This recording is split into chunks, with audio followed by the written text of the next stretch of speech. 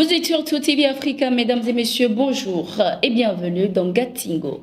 Au Tchad, plus de 400 personnes ont été condamnées à perpétuité suite à l'assassinat de l'ancien président Idriss Déby Itno. Ils sont reconnus coupables d'actes de terrorisme, mercenariat, enrôlement d'enfants dans l'armée et atteinte à la vie du chef de l'État. Selon les informations, le procès de masse s'est déroulé à huis clos dans la prison de Klessoum, à environ 20 km au sud-est de la capitale. La justice a aussi condamné l'ensemble des combattants poursuivis à payer à l'État tchadien la somme de 20 milliards de francs CFA à titre de dommages et intérêts.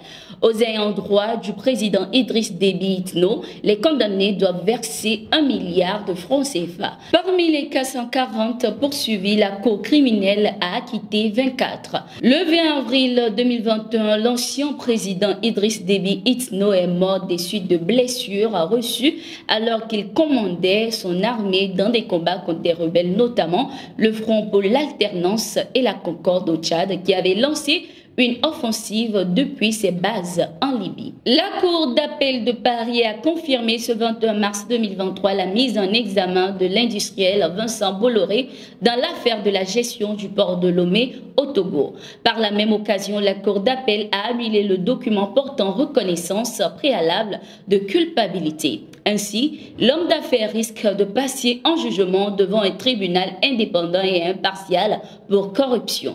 Depuis 2013, une procédure judiciaire est ouverte en France contre le groupe Bolloré et ses dirigeants pour corruption d'agents publics étrangers. Il lui est reproché d'avoir utilisé ses activités de conseil politique de sa filiale Euro RSCG pour décrocher frauduleusement la gestion du port de Lomé au bénéfice d'une autre de ses filiales. Ces faits seront reconnus plus tard en février 2021 par Vincent Bolloré lui-même, qui lors d'une comparution de reconnaissance préalable de culpabilité avait négocié avec le parquet pour payer une amende de 375 000 €, une procédure annulée par la Cour d'appel pour confirmer sa mise en examen. En Centrafrique, ce 22 mars 2023, une manifestation en soutien à la Chine et à la Russie s'est tenue à Bangui, dans la capitale centrafricaine. Cette marche a été organisée à l'appel du Front républicain et a réuni près de 200 personnes. Elle intervient après le meurtre de 9 Chinois sur un site minier. Nous sommes là pour partager la douleur de la population chinoise qui est un partenaire incontournable de construction en Centrafrique, a confié le secrétaire adjoint du Front républicain.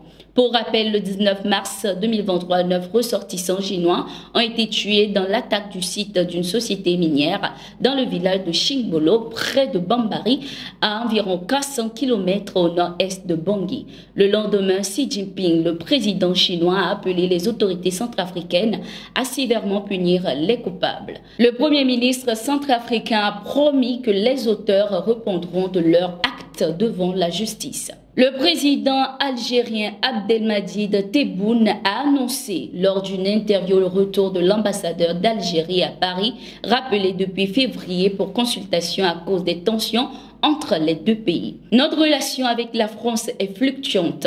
L'ambassadeur algérien sera bientôt de retour à Paris, a laissé entendre le président algérien. Les relations algéro-françaises connaissent un coup de froid depuis février 2023 à cause de l'affaire de la militante Amira Bouraoui. Malgré une interdiction de sortie du territoire national, la militante franco-algérienne Amira Bouraoui était entrée illégalement en Tunisie le 3 février avant d'être interpellée alors qu'elle tentait d'embarquer en direction de Paris avec son passeport français.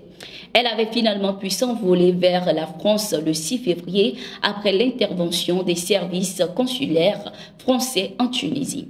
L'Algérie avait dénoncé une exfiltration illégale menée à l'aide des personnels diplomatiques et sécuritaires français et a rappelé son ambassadeur à Paris, Saïd Moussi, pour consultation. En En Côte d'Ivoire, le colonel Bakayoko Adama est le nouveau commandant à la tête du premier bataillon du génie militaire à Bouaké. Il a officiellement pris fonction ce 22 mars 2023 à l'issue de la passation de commandement avec son prédécesseur, le colonel Mel Armel Rosenberg, nommé directeur du génie. En lui remettant le drapeau de cette unité militaire, le chef d'état-major de l'armée de terre, le général de division Dem Ali Justin, a appelé l'ensemble des troupes à servir leur nouveau chef. C'est avec vous que je réussirai cette mission. C'est pourquoi je demanderai la discipline, je demanderai la détermination et l'acharnement au travail.